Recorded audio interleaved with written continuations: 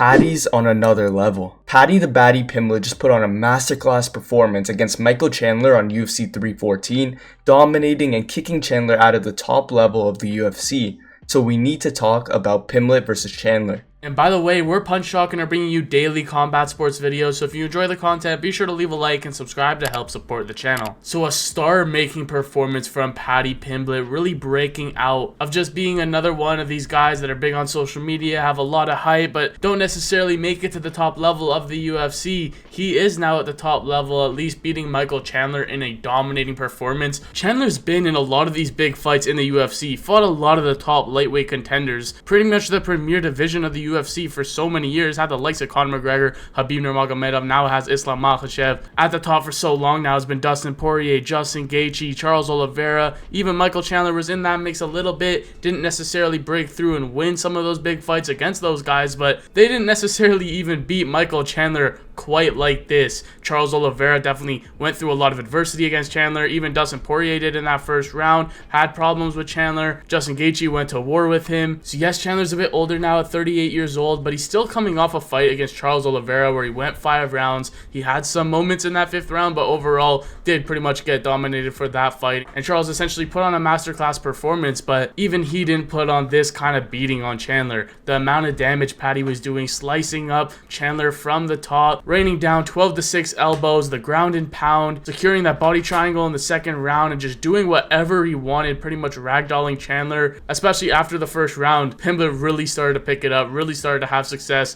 Chandler had a couple moments where he slammed Paddy and used a little bit of his wrestling, which you don't see every day in every Chandler fight, but it was just not enough whatsoever. He didn't really land anything significant on Paddy or even really have any significant moments. Yeah, Paddy Pimblett definitely impressed very heavily in this fight, and we can see in real time Paddy making significant improvements in his game. Starting from his very first UFC fight, he had gone through some adversity in earlier fights, especially that Jared Gordon fight where a lot of people thought that Gordon actually won that fight, even myself included, and many was questioning how Paddy was going to break through to the top of the division and become a title contender. But we have seen him improve heavily, going from beating Tony Ferguson, of course Ferguson being very washed even when Paddy fought him, but then submitting King Green even quicker than Islam Makhachev did, and then having this big test against Michael Chandler, a guy that hits hard, a guy with so much experience in MMA in general, has fought some top dogs in the UFC as well, and he completely showed out his first 5-round fight in the UFC, and his striking looked as good as it's ever looked. He was using the length and the size that he has on Chandler great, was using his leg kicks very good on Chandler's very heavy base where Chandler likes to load up and he gets really low trying to get leverage to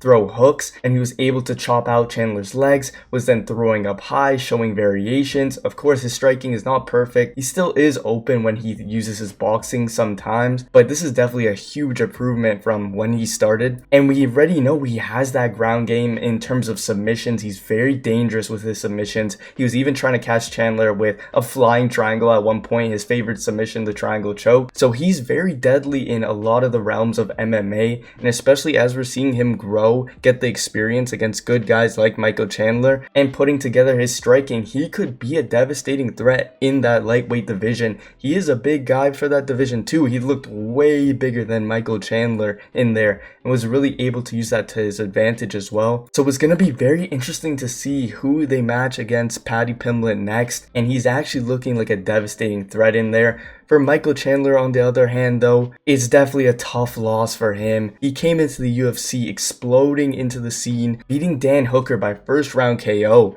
and then was granted a title shot right away, loses the title shot, loses to Justin Gaethje. These are all good guys, has that Tony Ferguson win, and then 3 more losses in a row now to Dustin Poirier, to Charles Oliveira, again, to Paddy Pimblett. And although these are top guys in the sport, I just don't see how Chandler's window to capture a UFC belt or to really even fight these high-level guys is open anymore. They probably will still put him in some of these fights because of how exciting he is, and people like watching him fight, but his career has definitely taken a big downswing ever since he was trying to call out Conor McGregor for like 3 years, not getting that fight, put himself out for so long, still was granted big opportunities against Charles Oliveira, and now continues to lose. It just doesn't seem like he has a bright hope to be at the top. Yeah, going into this fight, I kind of assumed that Paddy Pimblett was gonna be the more well-rounded guy. He just had more ways to win. The only way I really saw Chandler being able to catch Paddy is just a wild shot, which didn't end up happening. Paddy was disciplined. Paddy fought very well. Timed a great knee in that third round, which was the beginning of the end for Chandler. Sliced him open, then got him to the ground, started beating him up. So an emphatic performance for Paddy the Baddy, and honestly a star-making one. He could go far, especially if he keeps on putting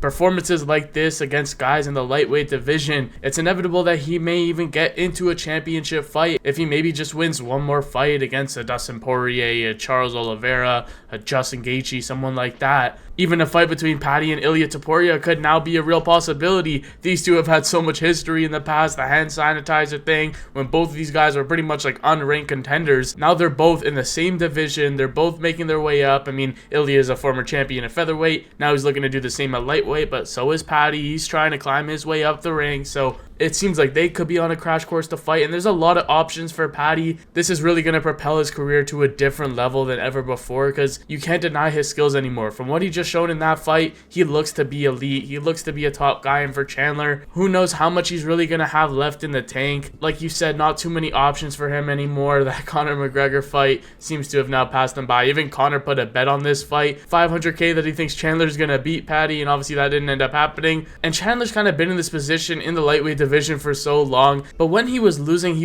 to the top guys. He was losing to Dustin Poirier, he was losing to Justin Gaethje, Charles Oliveira. He was still always in that mix because he just had that name value. He brought the exciting fights, but finally, when he had to defend that ranking against a guy quite a bit below him in the division, it didn't go his way. So who knows if Chandler's going to try to climb his way back. It seems like a little too late now. He had his run, he had his moments. He knocked out Tony Ferguson in the UFC, knocked out Dan Hooker, had a good run before that in Bellator. That was a lot of damage he took against Paddy. I don't know how much he has left in the tank, but who knows, he still does have that power. He could maybe cause some guys problems in the division, but it doesn't seem like right now he's really going to break through that top level ever again. And also for Chandler, it feels like, especially now after taking a couple losses, he's not motivated to get a title or anything. He just wants to put on the most exciting fights. He just wants to be in the big spectacles, in the big shows. But how many of those is he still going to be able to get if he just keeps losing his spot in the rankings, going down in the division? He's now on a 3-fight losing streak. It doesn't seem like Chandler's interested in a belt, and he is very, very far away from it. He did have that one title opportunity very early on into his UFC career, came up short against Charles Oliveira, but it's not like Michael Chandler is still fighting and only in it just to be a world champion anymore. Yeah, I mean, at the end of the day, Michael Chandler was handed a lot of opportunities in the UFC, to be honest.